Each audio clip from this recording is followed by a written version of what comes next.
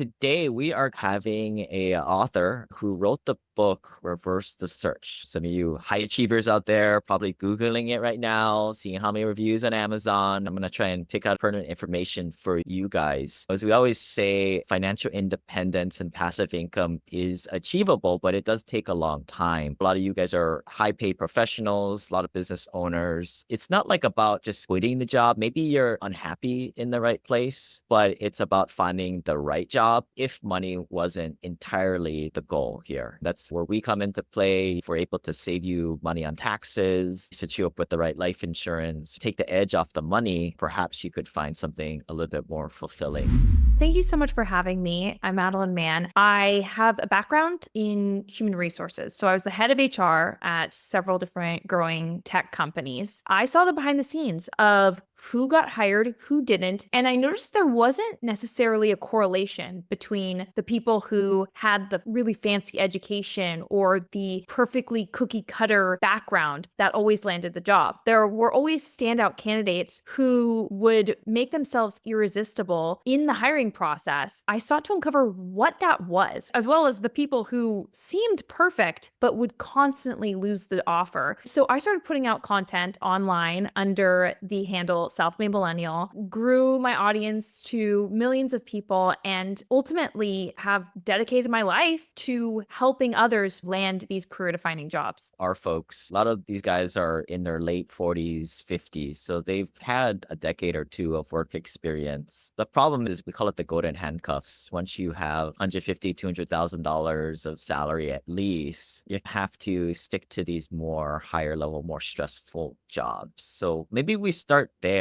What from your book do you think will specifically help out that avatar? They may not be on the chopping block, but maybe they're looking for like a change of pace. Here's the thing. Earlier in your career, you land the role by feet, right? You win it against others by feet. Later in your career, you win it by inches. Because you're going for these higher level roles, VP, C-level, director, you need to have that competitive edge so that when you do land on a role that you're really excited about, that is that right fit, you must understand what I call the job shopper strategies to make yourself irresistible. A lot of people don't realize that being good at your job and being good at job searching are two different skill sets. You need to really zero in on exactly what are those elements that they are looking for so that you can be that person who lands the job. With all my clients at those higher levels, it's a whole different ballgame when it comes to being compelling, especially in the interview process. Yeah. And maybe I'll challenge some people's mindsets here. At one time, I was an engineer and I was like, engineers are the most important people because we make the solution, right? But in reality, if you don't have somebody to sales and market side, nothing moves. So you could say that sales and marketing is more important. And they may clash in your mindset. I think at least have an open mind to what we're talking about here, that it's not what you do, but it's how you sales and market yourself. I guess somebody who's somewhat open-minded to that, like what's the first step that they need to do other than dust off the resume and run it through ChatGPT? So, especially people who are later in their careers, the number one issue I see at the very top of their job search is they will be too broad about what they're open to next. Because as you go throughout your career, you collect so many different experiences, you collect so many different skill sets. Folks who are more advanced, they will say things to their network like, I am looking to work at innovative companies and do something where I'm influencing others and building something great. Do you know what job title that is? Do you know what types of companies that is? No one knows. And so that is the first step. If you're looking to make a pivot, great. There are job shopper strategies that will make you irresistible when it comes to you going in a new path, but you need to get extremely clear on what that next step is. If you have any skill gaps, if there's any language you need to understand, if you're pivoting industries, how to talk the talk, and fully commit to that, especially for folks who are more advanced in their career. I need to see that next step, not your previous steps, but your next step very clearly on your LinkedIn profile. When I talk about reversing the search, the entire concept of the book, what so many of my clients say is that over 50% of their interviews come inbound, of companies simply saying, hey, interview with us. You don't even have to apply, just come interview with us. And if you have over 10 years of experience, this should be happening to you constantly. So you need to reposition your existence online to be within seconds of me seeing your personal website, your LinkedIn profile, whatnot. I know exactly what your next career move is, and I'm asking you to come interview with my company. What about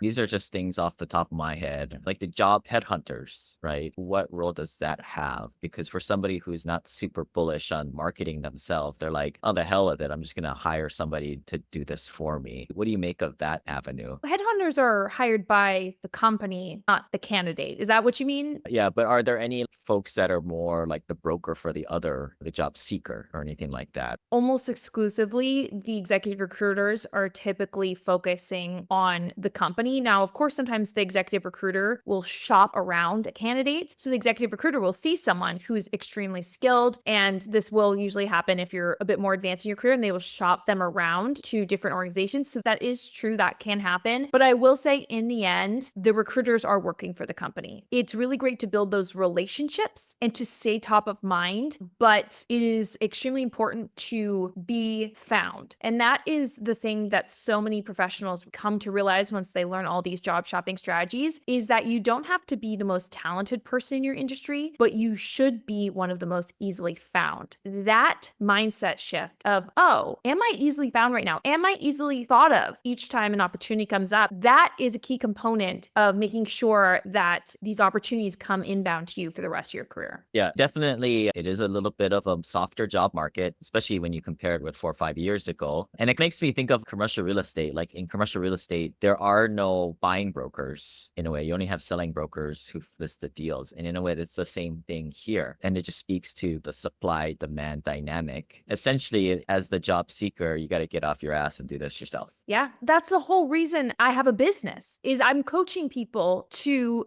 be in a league of their own when it comes to interviewing and getting on the radar of these companies. And my entire existence wouldn't be important if job searching wasn't this completely other skill set that highly talented people mostly don't have. What is like something that is conventional advice or something that they're doing on their LinkedIn, for example, that you see as probably the most common thing, just like as people are in their Teslas taking notes right now, not driving? What's a quick spot check for them? Yes. So one thing that I've seen, we'll start with the LinkedIn. We were taught to self-describe, and this is something I especially see for more seasoned professionals. They'll even use the word seasoned. They'll say seasoned professional who's hardworking and collaborative. All these things wipe them off your profile. We don't need a single adjective, self-describe, or soft skill on your LinkedIn profile. And I'm serious. We can infer all of those things based on your accomplishments. I can infer you're a high performer based on your accomplishments. I can infer you're a great communicator based on how much you get done and how so many of your team members have been promoted, all those types of things. I want you to really get down to the nuts and bolts of what you offer that is specific to that industry and to that profession. Really get specific about those keywords, because that's what they'll be looking for. The hard skills get you the interview, the soft skills get you the offer. The last time I went through this process, I did exactly in your notes say not to do the spray and pray, especially these days where LinkedIn and other platforms have made it really easy to apply. You don't have to put all the BS dates of when you work for this company, that company. You can upload your resume and just click, but you're saying don't do that. The job shopping approach is a low volume job search. The fastest way to land a job is to have a low volume proactive approach and reactive approach. When you're reactive, you're reacting to jobs that are posted online. Most jobs are not posted online. Sure, in some organizations, 100% of the roles are posted online, but there's so many people, a lot of my clients and also just most of my career, roles are not posted online, and they're also created for individuals. You need to be hand selecting where you're putting your attention, which roles you're putting your attention to, and which people you're putting your attention to. Your job search time shrinks dramatically when you do that, but you're landing far more interviews. So when you can be selective with your time and your energy, and remember, it all goes back to what we were talking about before about knowing exactly what your next career move is, it all becomes so much more streamlined. So what about this idea? We actually use this on the private equity side when we're trying to reach out to people to sell their businesses. People might think this is creepy, but we'll find them on LinkedIn. That's obvious, but we'll try and find their email address. Then we'll find them on Instagram or one of the other fun social channels. Then I'll take the email introduction and I say, make me a DM for LinkedIn and make me me a DM that's appropriate for Facebook, and I'll fire all these off, and I'll also make a second email that gets scheduled out 7 days later or whatever. Is this the same approach with jobs, or is this not Right. quite? It is a good approach. You can take influences from sales and marketing and apply it to the job search for sure, because in the end, you have to remember, and people forget this,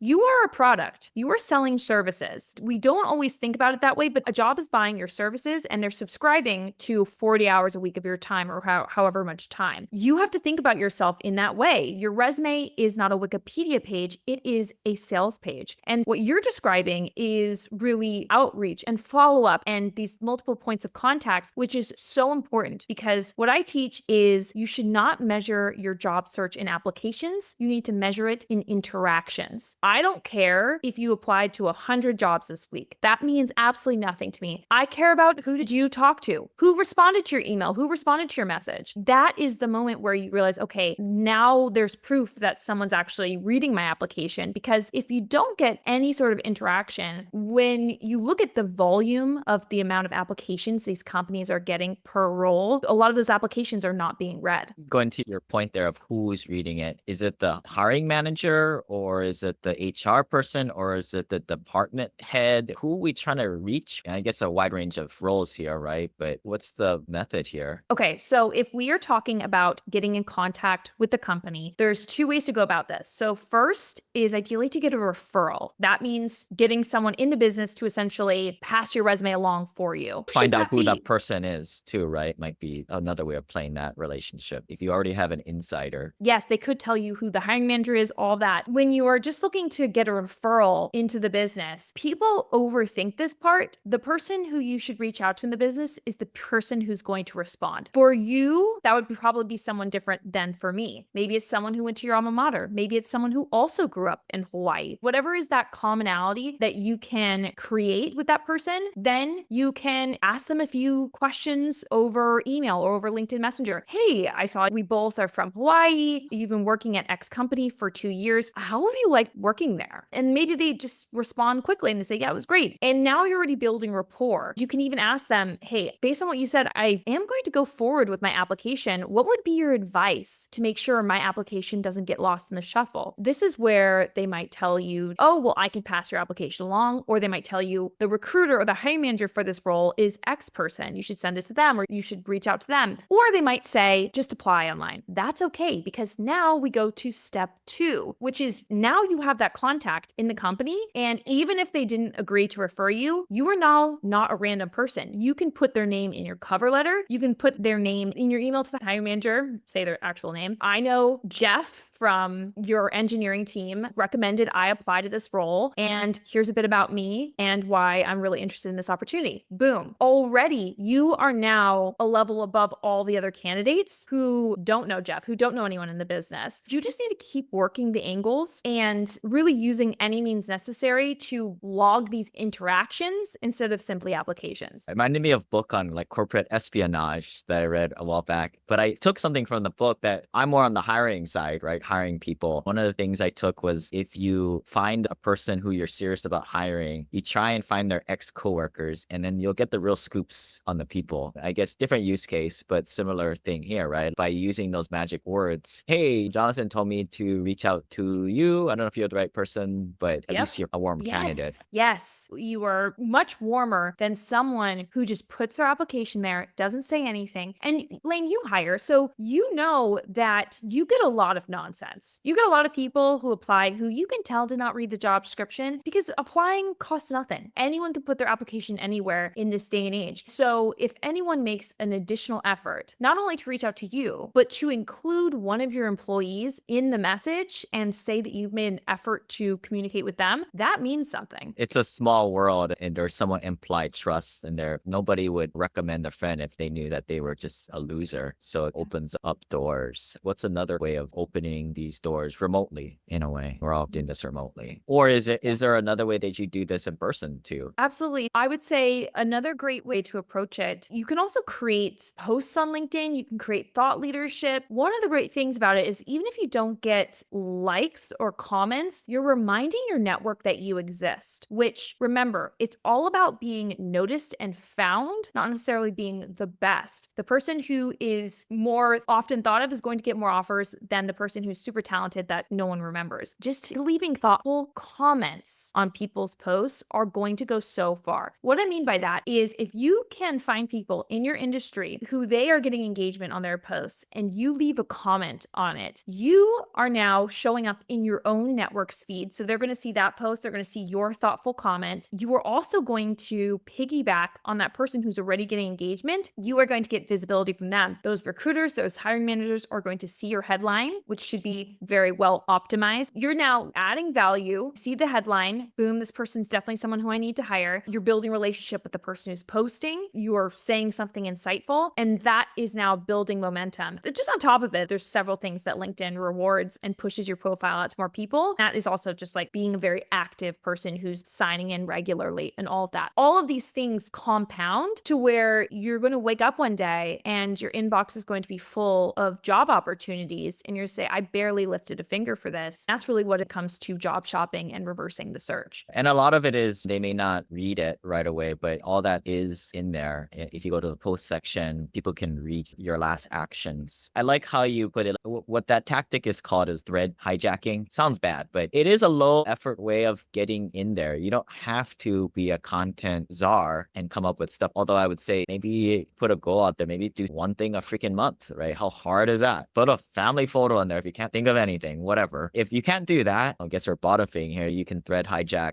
and do things like that. I would say if you're the guy who has 6 connections with the default picture with no face, cannot do that, guys. Come on now. The shadow man. Because if people don't know who you are these days, then they're going to assume the worst. I don't know. It depends on what job you're working in, but baby boomers, you've already aged yourself if you don't have any connections or you don't have a profile on there. I see this a lot because like when people sign up for our list, we look them up because I want to figure out who these people are, right? Because we work personally with people. I get it. Some people, they're very introverted. They don't want anything out there. They signed up for LinkedIn, was on it for 1 hour, then they lost interest in it 15 years ago. And that's cool, but it's not going to help you find a job and get your face out there. That's true. I have seen a lot of people who are very uncomfortable with putting themselves on LinkedIn. It feels vulnerable. They don't want to put a photo of themselves. They feel like it could be an invasion of privacy to have their employment history up there online. But again, we have to look at ourselves as service providers. Our work is our product. If you are making any part of your LinkedIn profile private, which a lot of people make their photo private, their last names private, or their entire profile private, you are flushing opportunity down the drain. And of course, you shouldn't put anything on your LinkedIn profile that you wouldn't want to see in a newspaper headline. But we need to start treating our LinkedIn as something that is essentially your landing page to the world of here's what I offer, come and get it, and people will come and get it. I mean, I maybe have very little patience for that, but it's if you're not going to make the effort, you got to think about it in terms of your kids are going to eat, you pay your rent or you pay your mortgage. You can get out of your comfort zone a little bit. When I first started working, there was this older guy and he was like, oh, I never put on a suit and tie for interviews. Too good for that. I'm like, this is for your career. Just do it once, one time. It's not like your country's at war and you have to put on the military outfit like Zelensky does. This is part of the game. You got to do the game. Yes, you need to have an element of humility while also having confidence in the job search. And I think people sometimes get it confused because I help my clients to be extraordinarily confident. But there is an aspect of humility, there's an aspect of gratitude and collaboration that happens in the interview as well. I'll give you an example. So a lot of people will say that company interviewed me for 3 interviews and then they rejected me. They don't know what's good. And if they can't recognize that I'm a talent, they don't deserve me. That is a toxic mindset. You know what my clients think when they get rejected? They say, now I have all these relationships at this company. They put me through 3 rounds, so they must freaking love me. I will probably land an offer at that company. And you know what? Most of my clients do. If they make it through 3 rounds of interviews, I can almost guarantee that sometime in their career, if not within a month or 2, they land an offer at that business. So you need to start shifting your your mindset to a level of confidence and humility, but there's also an element of optimism and understanding actually how the world works. If you're going to have that attitude, then you're going to show up like crap to the next interview with a really bad mindset, and you're going to bomb that one too. I guess I'm just trying to make an argument. Put on the right attitude and you'll show up better for the next one either way. Absolutely. I wanted to ask about references. So you get the job, they're doing all their final checks, criminal background checks. I don't know if they check your credit score these days anymore, but the references, to me, the references are silly. Can't you just doctor those things up and they're all fake anyway? What's the deal? Do companies even check those things? Maybe give us some more of a modern update on the old references thing. Because a lot of the times the people who you had, they're retired or they died. Yes, everything you're saying is correct. So a lot of companies will ask for references and not check them. You're absolutely right. I saw a poll, I believe, on LinkedIn the other day of if you ask for references, do you actually check them? And overwhelmingly, people don't. One of the reasons people ask for references is simply the exercise of, I want to get this person to give me names of people who liked working with them, right? It's even just called threat of reference, TOR. So they'll do that. Now, of course, I've checked thousands of people's references at this point in my career. I never skip a reference check, but you're right. It is a bunch of platitudes. You only choose people who will say good things about you. I do think that job seekers stress out about it. You mentioned people have passed away or they've retired. And so I've noticed some job seekers, if those key people who they would have put as references, they can't now, it really stresses them out. This was my boss, but I can no longer have my boss do it. And I hope that they realize that it might not be the best reference. Just getting humans to say good things about you. Can you find someone, even if they were a lower level than you or whatever it is in your career, not stress too much about it? So just to wrap up here, anything you think that we missed that would be beneficial for the group here? One thing I want to put a finer point on is when we talk about making as much money as possible in our jobs, we often go to salary and getting raises and all those things, which is absolutely important. But one thing I think a lot of people are forgetting is that even if you get that 200K salary, if you lose your job, which a lot of people are losing their jobs right now, and it has not really stopped, there's been so many layoffs the past few years. If you lose that 200K job and it takes you 6 months to land your next role, or even a year, you're now making 100K a year, or you're making 50K a year because a lot of that time you are not working. So I want to make sure that your audience understands that yes, we should focus on right salary, but we also need to focus on what I call career security. Forget job security. It doesn't exist. So you need to build in career security. That means should your company drop you at any moment, you have companies beating down your door to get you to want to interview with them so that you have optionality. You have that because you are a job shopper. Companies want you. If you get laid off tomorrow, maybe you can take some time off, or if you don't want to take time off, you are able to land that next salary. That is my call to action for your audience. Yes, be great at negotiation, but you need to build in that career security, which is something I dive in very deeply into in my book, Reverse the Search. But it is such a huge component, making the amount of money you need to live a great lifestyle, to invest, and to prepare for your future. Yeah, well said. I think that a couple of things that come to mind is instead of hanging out later at work and bullshitting with your boss to kiss his butt, maybe use that 5 minutes to put a LinkedIn post, as we were mentioning earlier, or seeking out a certain industry event, conference that you normally wouldn't go to